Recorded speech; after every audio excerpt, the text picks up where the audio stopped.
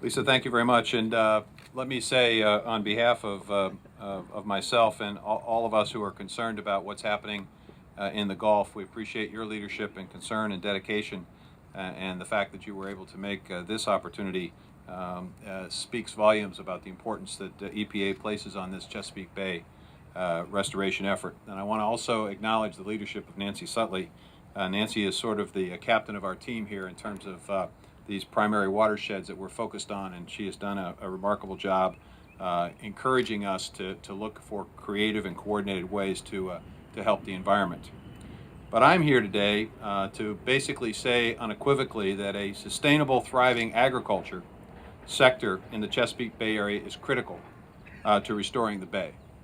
We acknowledge the important role that America's farmers and the bay farmers play in conservation and in the environment. And no group in this country cares more about preserving the soil or improving the quality of water than the farmers in the Bay Area. The pollutant loads in this area have been cut in half by agriculture since 1985, while loads in other parts of the economy and other parts of the Bay have increased. Agriculture must continue its work, and we need to be joined by others in an effort to restore the Bay. And I might say that no federal agency has contributed more in terms of dollars in this cleanup on an annual basis than USDA. In 2009, we contributed $130 million to this effort. I'm here to say that farmers and USDA will be fully engaged in this effort and are very supportive of the goals of the plan outlined today. We believe we must restore clean water. We are encouraging the recovery of habitat. We understand the importance to the economy and recreational opportunities in revitalizing fish and wildlife. We obviously appreciate the need to conserve our land, and we support increased access to our public lands and the use of our natural resources by generations to come. And we expect to be fully engaged in implementing the key strategies outlined in this plan. We will expand stewardship.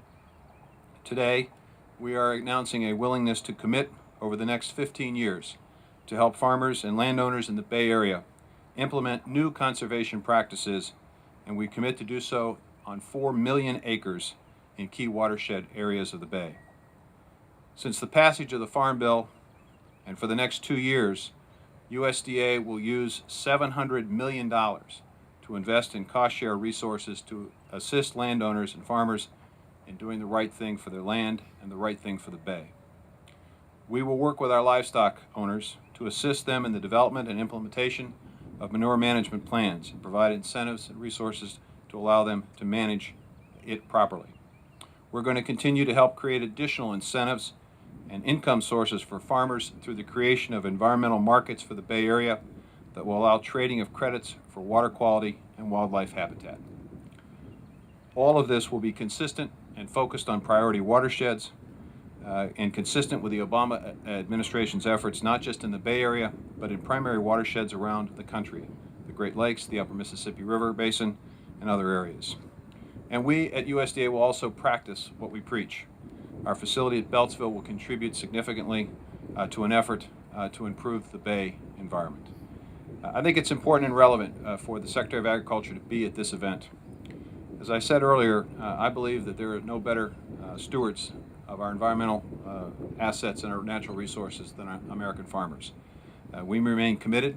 We look forward to being partners with the EPA and other federal agencies as we work to improve this national treasure.